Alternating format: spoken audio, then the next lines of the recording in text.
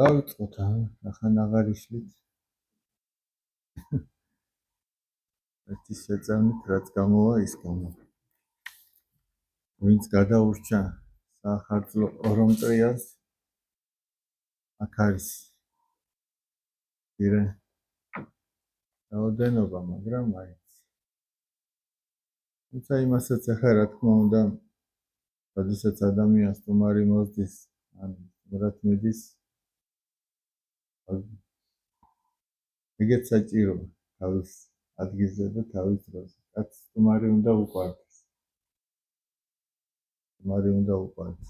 სტუმრის სიყვარული ოღონდ არ ნიშნავს დალევის და ღრეობის სიყვარულს ეგ ორი სხვადასხვა რამეა სახარებაში ისიც წერია საქმემოც ხუთაშების ეპისტოლეებში რომ ნუ დაითვრებით ღვინითა რომლით არ სიბილწეო და ასევე წერია რომ სტუმრის მოყვარე იყავით ორივე უნდა გააკეთო ერთი ის რომ სტუმარიც გიყვარდეს მეორე ის რომ და ყველამ თავისი ზომა უნდა იცოდეს ვინც 3 ლიტრს წავს და არ ითრობა იმას შეუძლია 2.5 დალიოს მაგრამ ვინც 1 ლიტრაზეც უკვე ხელით მიყავთ იმან 800 გრამი უნდა დალიოს ზოგს ერთი ჭიქაც არ დაელევა იმიტომ რომ იმ ერთ ჭიქას მერე 10 მოყვება და იმ 10 ჭიქას 10 დღე ლოთაობა მოყვება ეგეც არის ისე რომ აი სანამ ადამიანი ხიზელი ან დაუშვათ აი ვიღაცას ცუდი სიმთვრალეა სიტყვას და ახლა ჩავიტყვით რა ვიყოთ ახლა დაითრო და იმიტომ ცუდად მან მაშინ კი არ გააფუჭა რომ დაითრო ხიზელმა რო იცოდა და რომ თვალმა უკვე 10 ჯერ და 15 ჯერ აურია და მაინც გადაწყვიტა რომ დაელია და იცოდა იმას რა მოყვებოდა აი მოხდა უკვე შეცდომა როგორ და აი ეგ არის რა ყველამ თავისი ზომა უნდა იცოდეს რო იცი რომ დანას რო ხელზე ჩამოისმევ სისხლი გამოგივა რომ ჩამოისმევ დანას მერე კი არ აშავებ რომ სისხლი რომ მოდის იმას უყურებ სანამ ჩამოისმევ ხო იცი რომ რაც მოყვება ზოგს ამ დანაზე მეტად ვნებს თუნდაც ის კურთხეული სასმელი რაც არის ამიტომ თუ შენ გუნებს ის არ უნდა დალია ახლა მაგალითად პატარა ბავშვს რომელსაც რძით ყვებავენ ხო იცი რომ ჭლეხოსი რო აჭამო იმას ვერ შეჭამს და შეიძლება ყელზე დაადგეს და მოხდეს ხო ამიტომ იმას არ ეწნა ვერ ძეს ასმევენ იმიტომ რომ იმას ადვილად მიიღებს და შეირგებს ვისაც ზოგს ესე იგი ზოგმა ყურძენი უნდა ჭამოს ყურძენი ზოგმა ქიშმიში უნდა ჭამოს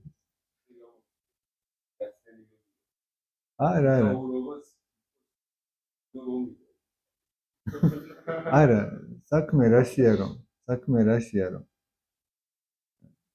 იქ იქნება ადამიანი თუ აქ იქნება მაგას კი არ აქვს პრინციპული მნიშვნელობა იქაც საჭიროა ყოფნა და აქაც საჭიროა ყოფნა მაგრამ ახლა მაგალითად თუ სახში კაცი იმიტომ დარჩა რომ სტუმარი უყვარს ეგ სწორია თუ სახში იმიტომ დარჩა რომ დალევა უყვარს ეგ არ არის ამაზეა ლაპარაკი თორე განასხვავება ანუ გააჩნია ადამიანი რას რატო აკეთებს მინდა იოანეს სინელის წიგნში ასეთი რამე წერია რომ ესე იგი ადამიანმა შეიძლება სტუმარს დაუძახოს იმიტომ რომ თვითონ უნდოდეს ჭამასმა და თავისი ნაყროვანება ძმის სიყვარულად დაასწავლოს ესე რომ რაც წერია ანუ თავისი ნაყროვანება შეფუთოს იმის რომ თითქოს აი სტუმრის მოყვარე ნამდვილად სტუმარი იმიტომ უნდა რომ თვითონ ადვილად თუმცა აი ძალიან დიდი მნიშვნელობა აქვს мотивაციას რის გამო რატო აკეთებ ამას თორე გარეგნულად ერთი და იგივე შემთხვევა შეიძლება შინაგანად ორი სხვადასხვა რამე იყოს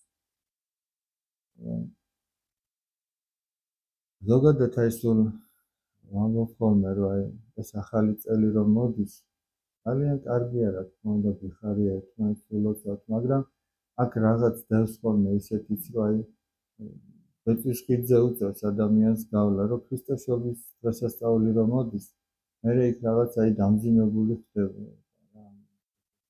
თქონდა თავის დროზე სტუმარიც და სტუმრობაც და ყველაფერი კარგია, მაგრამ აი თან თავშეკავება უნდა იქონიოს ადამიანმა ყველგან და ყოველთვის. და თუ ატყობს ხო ზომიერება, თუ ატყობს რომ ამ ზომიერებას ვერ იცავს, მაშინ ჯობია რომ არ მივიდეს. რაზე სადაც იცის რომ იმ ზომიერებას ვერ დაიცავს. ის კი არა, მარხვაში კი არა. წმინდა იოანე სინელი ამბობს, ხსნილშიც და სუფრასთანაც იმარხულებ. რას ნიშნავს იმარხულებ? ეს თავშეკავებით იყო. თუნდაც დავუშვათ აი ქრისტეშობის დღესასწაული გავიდა. და მოხსნილია, მithumetes შობიდან ნათლისღებამდე 4 შაბათი პარასკევით ხსნილია. ну გარდა ნათლისღების წინა დღისა 18 იანვარი ყოველთვის არის მარხვა. დავუშვათ ხსნილის პერიოდია და ადამიანი სუფრაზე აღმოჩნდა და ახლა ფიქრობს რომ არც მარხვა არ არის, არც არანაირი პრობლემა არ არის, რომ რაღაცა სუფრასთან მიჯდე, მაგრამ იქ უზომოდ და თავშეუყარებლად მაინც არ უნდა მოიქცეს. ну ყველაფერს თავისი. იმიტომ რომ თან ნახეთ ახლა როგორ არის, როგორც ამბობს იგივე წმინდა მამა, საცტური შემოდის თვალიდან. თვალიდან აი ხო ყოფილა ახლა ალბათ ყველას მოგწვია რომ სუფრასთან ხარ, დანაყრებული ხარ, არაფერი არ გინდა, მაგრამ თვალი ხან იმას ხედავს, ხან იმას მოიციცკნე, ხან იმას, და საბოლოო ჯამში მაინც იმაზე მეტი მოგდის, ვიდრე ეს გჭირდებოდა. ზოგადად ჩვენ ერთი ლექტორი ყავდა ხოლმე უნივერსიტეტში და ამბობდა რომ ადამიანია იმაზე სამჯერ მეტ ღებულობს საკვებს, ვიდრე ჭირდება. ზოგადად აი ყველა ადამიანი, შეიძლება კონკრეტულად ესე ყველა არა, მაგრამ ზოგადად ესე რო აიღო ადამიანი სამჯერ, ანუ ჩვენ რასაც ვიღებთ საკვებს, იმის მესამედი რომ მივიღოთ, ალბათ უფრო ჯანმრთელებიც კი ვიქნებით. ზოგი ასეც აკეთებს, რომ მარილს არ უშვრება. ახლა მაგალითად ისაც უფრო მეტად წონის პრობლემა აქვს რაღაცა, მარილს არ უშვრება და ახლა მარილს რო არ უძამ, იმდენს ჭამ რომ რამდენიც აი მართლა რო გჭირდება. აი გემოს გამო უკვე ვეღარ ჭამ, იმიტომ რომ ახლა უმარილო საჭმელი, იმიტომ ამბობს მაცხვარი, რომ მარილი უნდა ჰქონდეს ადამიანს თავის თავში. აი უმარილო არ უნდა იყოს. უმარილო საჭმელი ხო არ ვარ? კაციც უმარილო რა არის? უმადლო კაცი. მადლი რო არა. უმადლო კაცი, იგივე უმარილო კაცი. ეგ თუ მარილი განქარდაო, მაშინ რიღათი უნდა დამარილდეს. აი ხორცს ხო ამარილებენ ხოლმე, რომ ხორცი შეინახოს, თორე ისე გაფუძდება, გაიხსნება. მაგრამ აი ხორცს, აი ღორის ხორცს სიტყვაზე რომ დაამარილებენ, ის არ გაფუძდება.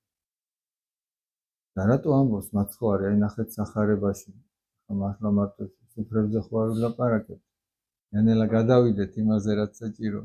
რატო ამბობს მაცხვარი, რატო ეუბნება ქრისტიანს თავის მიმდევარს, როგორც მარილი ისე უნდა იყო? იმიტომ რომ ეს წუთისოფელი გაიხსნება თუ აქ ქრისტიანი არ იქნება. ქრისტეს მიმდევარი თუ არ იქნება, ეს წუთისოფელი გაიხსნება. აი მაგალითად, თუნდაც ესე იგი, ყველს რო წათხში ჩადებენ, ისიც ხო მარილია, იქაც ხო მარილი ინახავს. რომ შეხედავ იმ წათხში მარილი კი არ აჩანს, მაგრამ ის სიმლაშე ინახავს სწორედ იმას. და წუთისოფელშიც ქრისტიანები არ ჩანან, მაგრამ ეს ქრისტიანები ინახავენ ამ წუთისოფელს. ანუ მეორედ მოსვლა იქამდე გადაიწევს ამოთ, იმიტომ რომ ის კონკრეტული თარიღი არ უთქვამს მაცხოვარს, როდის იქნება და იქამდე გადაიწევს, ვიდრე ჯერ კიდევ ქრისტეს მიმდევრები იქნებიან, ვიდრე იქნება ადამიანი, ვინც სიწმინდით იცხოვრებს. არსებობს ერთი ასეთი ძველი პირველი საუკუნის ქრისტიანული ძეგლი, წერილი დიოგნეტესადმი. ეს დიოგნეტე იყო ერთი ადამიანი, რომელიც ახალგაზრდა კაცი, რომელიც ქრისტიანობით იყო დაინტერესებული და როგორც ჩანს, ავტორი უცნობია და როგორც ჩანს, მოციქულის ერთ-ერთმა მოწაფემ მისწერა წერილი და უხსნის იქ რა არის ქრისტიანობა. შეგიძლიათ მოიძიოთ, ძალიან საინტერესო და მნიშვნელოვანი. ამავე პერიოდისაა დაახლოებით დიდაქე ჰქვია ასეთი მოძღვრება 12 მოციქულის, იქაც გადმოცემულია ქრისტიანობა რა არის, რომ ორი გზა არის, სიკვდილისა და სიცოცხლის. დიოგნეტეს რას წერს, რომ როგორც სხეულშიო სული არ ჩანსო, მაგრამ განფენილია მთელ სხეულში და სხეულს აცოცხლებს, ისევე ამ წუთის სოფელში ქრისტიანები არ ჩანან, მაგრამ ამ წუთის სოფელს აცოცხლებენ, ამარილებენ. არ ჩანან რა იგულისხმება, რომ შეიძლება მორწმუნესაც და ურწმუნოსაც ერთნაირად ეცვათ გარეგნულად, ერთნაირად მეტყველებდნენ სიტყვაზე, ერთნაირად ჭამდნენ თუ ერთნაირად სვამდნენ, ერთნაირად დადიოდნენ, მაგრამ ის შინაგანად სხვანაირია და მისი სიწმინდე და მისი ღვთისმოსაობა ინახავდა სამწუთის სოფელს. აი ამ ასეთი ადამიანების ერთობლიობა. მაგრამ უფალი ამბობს, თუ ეს მარილი განქარდა, მაშინ რიღათი უნდა დამარილდეს. თუ იმ მარილმა დაკარგა თავისი ფუნქცია, მაშინ ის ხორციც გაიხსნება. და როდის დაკარგავს მარილი თავის ფუნქციას? როდესაც გარეგნულად ემგვანება მარილს, მაგრამ ის სიმლაში აღარ ექმნება. როდესაც ჩვენ გარეგნულად ქრისტიანებს ვემსგავსებით, მაგრამ შინაგანად ის განწყობა, ის მისწრაფება, სულისკვეთება, ის სურვილები, ის მიზანი არ გვექნება, რაც უნდა ქრისტიანს ჰქონდეს. ახლა ადამიანი უნდა დააკვირდეს თავის თავს, რამდენად ვარ მე იმის შესაბამისად მაცხოვრებელი, რასაც ქრისტიანული ცხოვრების წესი მოითხოვს. აი ძალიან კარგი ის არის ქადაგება, საერთოდ ის კრებული ორტომად გამოცემული გაბრიელ ეპისკოპოსის ქადაგებებისა ძალიან კარგია, ძალიან ისეთი აი სიღრმისეულია და ძალიან ლამაზი ენით არის კიდევ. ძველ ქართულად არის, ცოტა შეიძლება ოდნავ რთულად გასაგები, მაგრამ მაინც გასაგებია ადამიანს რო წაიკითხავს და ეს ქადაგებები ძალიან კარგია და ერთ-ერთი ქადაგება არის ქრისტეშობის წინადღეებში წარმოთქმული, სადაც ის ამბობს, აი როგორ უნდა დაიბადოს ქრისტე ადამიანის გულში. მარტო ის კი არა, რომ 2000 წლის წინ ბეთლემში დაიბადა და იქ აღიზარდა და ეგვიპტეში გაიქცნა და იქ მერე გაიზარდა და ჯარს ეცვა და საფლავად დაიდო და მკვდრეთით აღსდგა და ამაღლდა. მარტო ის კი არა, ის რაც მოხდა ისტორიულად, არამედ ეგ ყველაფერი უნდა მოხდეს ადამიანის გულში. იმიტომ რომ მარტო ისტორიულად მომხდარი, თუ ის ჩვენ არ შეგვეხო, კონკრეტულად აი მე არ შემეხო, ალეკოს არ შეეხო, ნიკოლოს არ შეეხო, მაშინ ჩვენ ის არ გვარგებს. თითოეული ადამიანის გულში უნდა დაიბადოს ქრისტე. და იმ გულში დაიბადება, ვინც ცდილობს, რომ განუმზადოს უფალს თავისი გული. გაბრიელ ეპისკოპოსი, გაბრიელ ქიქოძე, იმერეთის ეპისკოპოსი იყო. კი. ერთი პერიოდი გორის ეპისკოპოსი იყო, შემდეგ იმერეთის ეპისკოპოსი იყო. საოცარი პიროვნებაა საერთოდ ეს გაბრიელ ეპისკოპოსი. არის გამოსული, არის იყიდება ეს წიგნები, კი. მე ჩემი მეგობრის მიერ ნაჩუქარი მაქვს, სადღაც 100 წელზე მეტი ხნისა, შეიძლება ითქვას რა და, მაგრამ ეხლა ახალი რითაც არის გამომცემლებს აქვს გამოცემული ეს წიგნი. ძალიან მნიშვნელოვანი, ინტერნეტში შეგიძლია მოიძიო. გაბრიელ ეპისკოპოსის ქადაგებები. ორთოდოქსი.g არის ესეთი საეკლესიო საიტი და იქ საეკლესიო გვერდი. არა იცი რატო ამბობ, თუ ვერ მოიძიეთ წიგნი, იქიდან შეიძლება ამოიბეჭდოს და წიგნად აიკინძოს, ეგეც არანაირად. თან ბევრი ქადაგებაა, სხვადასხვა წელს. მერე მოყოლებულია აღდგომიდან, სულთმოფენობიდან პირველი კვირა, მეორე კვირა, მესამე, მერე დღესასწაულები. მე ამა თუ იმ სკოლაში თუ გიმნაზიაში წარმოთქმული თუ საპატიმროში წარმოთქმული ქადაგება და ძალიან კარგი. ხოდა ნახეთ აი რას ამბობს ახლა შინაარსი რა არის რომ ადამიანის გულში რომ დაიბადება უფალი იქ უნდა გაიზარდოს და ქადაგება დაიწყოს. ადამიანის გულში ქრისტემ ქადაგება უნდა დაიწყოს. ანუ რას ნიშნავს? ჩვენ ცხოვრებისეულ ამა თუ იმ სიტუაციაში ანუ უნდა მისი ხმა გვესმოდეს. რას გვეუბნება ეხლა?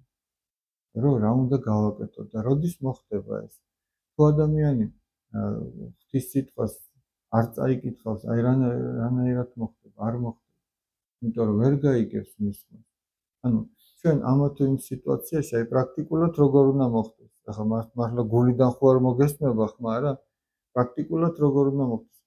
ამა თუ იმ სიტუაციაში უნდა გაგახსენდეს შენ მიერვე წაკითხული სახარებიდან ის ადგილი, ის მონაკვეთი, ის დარიგება, მაცხვარი რას გეუბნება ამ შემთხვევასთან დაკავშირებით.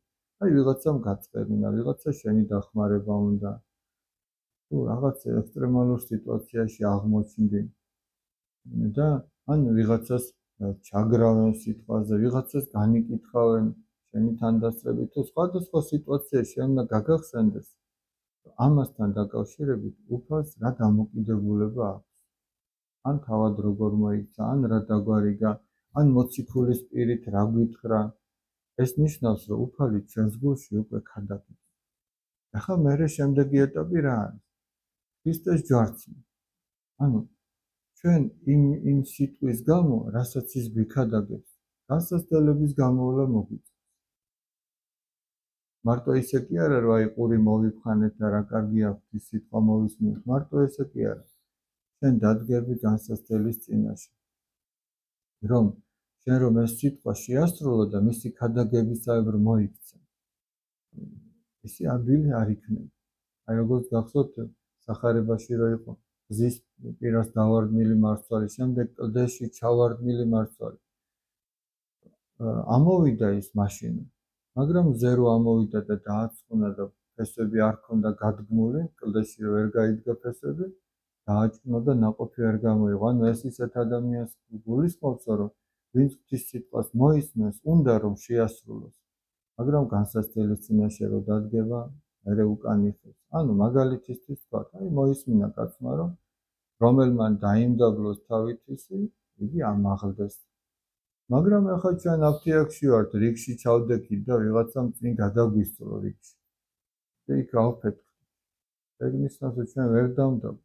ანუ იქ უნდა მოითმინო ის ვიღაცა გადაგიხდეთ და თქვა რომ მოდი მე იმის გამო რომ ღვთისმცნება შევასრულო მოდი მოვითმენ ამას ხო და აი გულშიც რომ არ განრისხდები ეგ ნიშნავს რომ შენ შეასრულე ღვთისმცნება და თუ გულში განრისხდები ეგ ნიშნავს რომ ვერ შეასრულე მცნება ბოლომდე ამიტომ იქ სინანულია საჭირო და სადაც ერთხელ შეინანებ, ორჯერ შეინანებ, სამჯერ, უფალი ხო ხედავს ჩვენს მცდელობას. არა ვართ ისეთი, როგორიც უნდა ვიყოთ, მაგრამ გვინდა რომ ვიყოთ ისეთი, როგორიც უნდა ვიყოთ. როგორიც უფალს მოსწონს და ერთხელ იზამ, ორჯერ იზამ და უფალი გამკურნავს მერე შენს გულს. ან მაგალითად, ჩვენ მოვისმინეთ, რომ მოწყალების გაცემა კარგია. დაუშვათ მოვისმინეთ, რომ ვიღაც ჩვენი შინაური ან საპყრობილეშია, ან საავადმყოფოშია. და ვიცით რომ უფალი გვეუბნება რომ ის უნდა მოინახულო შენ მოგინდა რომ შენც მოინახულო მაგრამ გაიგერო ვიღაც აღმოჩნდა ესეთ მდგომარეობაში და შენ უკვე დარმაც აღარ ახერხებ აი ამაზე ლაპარაკი და არა და იქ უნდა მიხვიდე და თუ ვერ მიდიხარ აი გული დამძიმებული უნდა გქონდეს და ნანობდე ამას რატო ამბობ ახლა ერთია ის რომ უფალმა დაიწყო ჩვენს გულში ქადაგება მაგრამ იმის გამო რაღაცა უნდა გაისარჯო. რაღაც პატარა თავგანწირვები უნდა გამოავლინო. ერთხელ, ორჯერ, სამჯერ. ეს ნიშნავს, რომ შენი ჯვარცმა მიმდინარეობს. შენ ითმე რაღაცას ქრისტეს გულისთვის. თუ არ ითმენ არაფერს ქრისტეს გულისთვის, ესე იგი შენ ქრისტეს გზაზე არ მიდიხარ. იმიტომ რომ ხო შეუძლებელია ქრისტეს მოსათმენი არ ქონოდა იმ გზაზე, რაც გაიარა. გოლგოთის გზა მოსათმენი არ იყო, როგორ არ იყო? ამიტომაც თითოეულ ქრისტიანს მოელის, რომ თავის გულში ეს გზა გოლგოთისა გაიაროს. იმიტომ რომ თუ არ იქნება გოლგოთა, მაშინ არ იქნება არც ჯარცმა და არც მკვდრეთით აღდგომა. აი ამაზე ლაპარაკი. ეს ყველა ეს პროცესი ადამიანის გულში უნდა მოხდეს. ამაზე საუბრობს სწორედ გაბრიელ ეპისკოპოსი. ადამიანის გულში უნდა მოხდეს. უნდა მოხდეს იქ მკვდრეთით აღდგომაც და უნდა მოხდეს მისი ზეცად ამაღლებაც. ეხლა უბრალოდ ადამიანი უნდა დააკვირდეს კარგად თავის თავს. მე კიდე არ მახსოვს ბევრი რამე იმ ქადაგებიდან. მე ხა უბრალოდ აი შინაარსობრივად რაც მახსოვდა, კარგა ხნის წინ მაქვს ეს წაკითხული და ძალიან ის არის სიღრმისეული და მნიშვნელოვანი. უნდა დააკვირდეს ადამიანი თავის გულს, რომ მე რა მდგომარეობაში ვარ. უკვე დაიბადა ქრისტე ჩემს გულში თუ ჯერ არ დაბადებულა. უკვე დაიწყო ქადაგება და მე ეს მესმის თუ ჯერ ეს არ მესმის. მე რაღაცა მოსათმენები გამოვიარე ამის გამო თუ ჯერ ეს არ მოხდა და ასე შემდეგ. ყველა ადამიანი თავის გულში უნდა დააკვირდეს და ჩვენ ისე არ უნდა ჩაგვიაროს ქრისტეს შობამ, ქრისტეს ჯარცმამ, აღდგომამ, ამაღლებამ, რომ ეს ჩვენს გულში არ მოხდეს. იმიტომ რომ ეს ისტორიული მოვლენა, ეს ყველასთვის ინფორმაციულად შეიძლება ყველა მიცოდეს, მაგრამ ინფორმაციული ცოდნა არ ნიშნავს, რომ ადამიანი არის მორწმუნე. შეიძლება მორწმუნეზე მეტიც კი იცოდეს თეორიულად. მაგრამ ქრისტიანობა არ არის თეორია, ქრისტიანობა არ არის ფილოსოფია. ქრისტიანობა არის ცხოვრების წესი. ქრისტიანული ცხოვრების წესი, ქრისტეს მცნებებით ცხოვრების წესი. და უფალიც ამას ამბობს, ვისაც მე უყვარვარ, ჩემი მცნებები დაიცვას. და აი, ჩვენ უნდა დავაკვირდეთ ჩვენს თავს, ესე იგი, რამდენად ვცდილობ, ჯერ მოდი, აი, ნოლიდან ვიწყებთ. რამდენად ვცდილობ მე, რომ ჩემს გულში უფალს გაუმზადო ადგილი, რომ იქ შემოვიდეს და დაიბადოს. ახლა ჩვენ რო სახში სტუმარი მოვიდეს, ახლა ცოტა რაღაცას ხო მოაწესრიგებ, რომ სტუმარი მოვიდეს და რაღაცა პატივისცემით მიიღო რა, ხო გწვენია ისე რომ მოვიდეს, რომ მორეული იყო და რაღაცა მომზადება. ხო და წარმოიდგინეთ, აი უფალი უნდა მოვიდეს ჩვენს გულში. მიუხედავად იმისა, რომ ის როგორი გულიც არ უნდა გქონდეს, არ თაკილობს და თითოეული ადამიანის გულში შედის და განკურნავს, თუ ადამიანი მას გულს გაუღებს. ესეც უფლის სიტყვებია, რომ თითოეული ადამიანის გულის კართან გევარ და ვრეკ, ანუ აკაკუნე. ეგების ვიღაცამ გამიღოს. ჩვენი მოვალეობა რა არის? ჩვენი ღვაწლი რა არის? რომ ჩვენ უფალს გული გაუღოთ. და რომ ვაჩვენოთ ჩვენ იქ რაც არის მოსაწესრიგებელი. ეს რომ ადამიანმა გააკეთოს, უნდა იცოდეს ღვთისმცნება, უნდა ცდილობდეს, ესე იგი, ამ ცნებისაებრ იცხოვროს და სადაც ვერ ცხოვრობს ამ ცნებისაებრ, იქ უნდა შეინანოს. როგორც იღუმენი ნიკონი ამბობს, ქრისტიანული ცხოვრება ეს არის ვნებებთან ბრძოლა. ადამიანში უამრავი ვნება არსებობს, ზოგთან ასეთი, ვიღაცას დალევა უყვარს, ვიღაცას ჭუბი უყვარს, ვიღაცას სიძუნწე აქვს, ვიღაცას შური აქვს, ვიღაცას ამპარტავნება აქვს, ვიღაცას რაღაც უწმინდური გულისწყმები აქვს. ყველა სხვადასხვანაირად. ყველაში სხვადასხვანაირად ცდილობს ეშმაკი შეძრომას და იქ დამკვიდრებას. ამიტომ ჩვენ ის უნდა ვაჩვენოთ უფალს და იმის განკურნებაზე უნდა ვიფიქროთ. ყველას ერთნაირი არ აქვს. სხვადასხვანაირი გვაქვს, ამიტომ ყველა სხვადასხვაგვარი სულიერი ბრძოლა უწევს და ეს ბრძოლაა სწორედ ამ ვნებებთან ბრძოლაა სწორედ ქრისტიანული ცხოვრება. და აქ მიწაზე მყოფ ეკლესიას ჩვენ ძალიან კარგად ვიცით, რომ ეწოდება მებრძოლი ეკლესია. იმიტომ კი არა, რომ გიორგი და ნიკოლოზი ერთმანეთს ებრძვიან, არამედ იმიტომ, რომ გიორგი და ნიკოლოზი თავის ვნებებს ებრძვიან. და ზეციურ ეკლესიას მოზეიმე ეკლესია ეწოდება. ანუ როდესაც ადამიანი გარდაიცვლება, ხდება თუ მისი სული გადარჩა და ცხონდა არა, მოზეიმე ეკლესია ქვია, იმიტომ რომ იქ მის ზეიმს არაფერი აღარ შეცვლის. აქ ჩვენი ზეიმი დროებითია ხოლმე. აქ ჩვენი მწუხარებაც დროებითია, მაგრამ იქ მარადიული. და როდესაც ამ მებრძოლი ეკლესიიდან ადამიანი მიდის იქ მოზეიმე ეკლესიაში და თუ მართლა მოხვდა იქ მოზეიმე ეკლესიაში და მოხდა ესეც შემთხვევითობის პრინციპით კი არა რომ ან მოხდება ან არ მოხდება არა თუ ადამიანს თავისი შეგნებით უნდა რომ იქ იყოს და ღმერთთან იყოს მაშინ ღმერთის ხელიდან მას ვერავინ და ვერაფერი ვერ გამოიტაცებს და თუ ადამიანს იქ არ უნდა ყოფნა იქ ძალით არავინ არ წაიღებს ანუ ყველაფერი რაზე ყოფილა დამოკიდებული ადამიანის არჩევანზე ოღონდ როგორ არჩევანზე იცით არჩევანზე რომელიც შესრულებასაც ადამიანი ცდილობს და ღმერთს ევედრება რომ ეს არჩევანი ბოლომდე მიაყვანოს თორემ მარტო არჩევანზეც არ არის ჩვენს შემთხვევაში ადამიანის შემთხვევაში იყო მარტო არჩევანზე იმიტომ რომ მას ეს ნებები არ ჰქონდა მაგრამ ჩვენ უკვე დაცემული ბუნება გვაქვს მიდრეკილები ვართ ცოდვისაკენ და მხოლოდ არჩევანი არ არის ახლა მაგალითად აი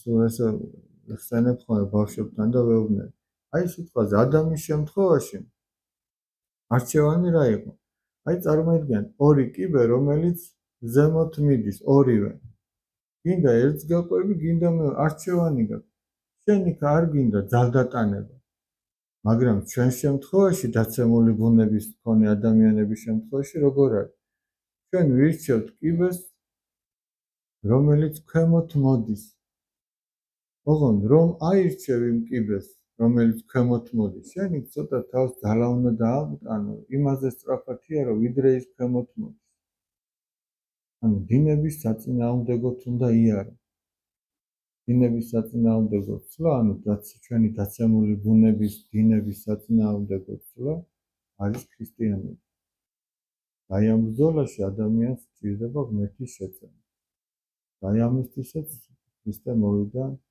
რომ ადამიანს უშველოს იმიტომ ადამიანი ამ ბრძოლაში მხოლოდ თვითონ არის უძლური მაგრამ ქრისტესთან ერთად ეს ყველაფერი არის შესაძლებელი რაც ადამიანისთვის არის შეუძლებელი ის ქრისტეს არის შესაძლებელი ოღონდ მაშინ როდესაც ადამიანი ამას მოინდომებს და ამის მცდელობას აჩვენებს უფალს ამის მცდელობაა სწორედ ის მარხვა ის ლოცვა თავისთავად მარხვა და ლოცვა კი არ აცხონებს ადამიანს ქრისტე აცხონებს ადამიანს მაგრამ ეს ჩვენი მხრიდან გამოვლენილი ის მარხვაც ის ლოცვაც ის წირვაზე მოსვლაც აღსარებაც ზიარებაც ეს ყველაფერი არის მცდელობა რომ ჩვენ ის რაც ავირჩიეთ რომ იმ გზით ვიაროთ და ჩვენ უფალმა უნდა შეგვიწყალოს საბოლოო ჯამში ეს არის ძალიან მნიშვნელოვანი და მე გისურვებთ ყველას ჩემთ თავსაც ყველას რომ ჩვენს გულში ქრისტე დაბადებული იყოს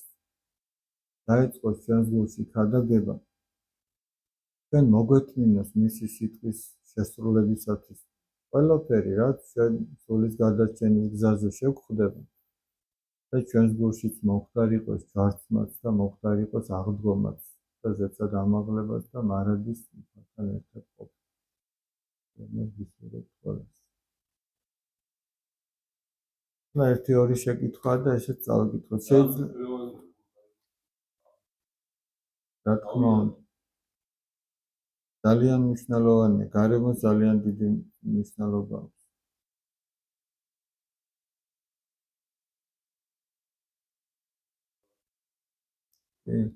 თუმცა ყველას განსწრება განკითხვა იმის შესაბამისად იქნება რაც მას მოეთხოვება აი ჩვენ შეიძლება გარემო იმდენად არ ვიცოდეთ მაგრამ უფალს რა გამორჩება რა გამოეპარება მანის გარემო ყველა ორ ბავშვს სხვადასხვა გარემოში აღზრდის ერთნაირად რო არ მოეკითხება ეგ ჩვენც ვიცით და ახლა წარმოიდგინეთ უფალს რა გამორჩება შეიძლება თუ არა გარდაცვლილის ფოტოს საფლავზე დატოვება რა აუცილებელია რომ დატოვოს აკრძალულიც არ არის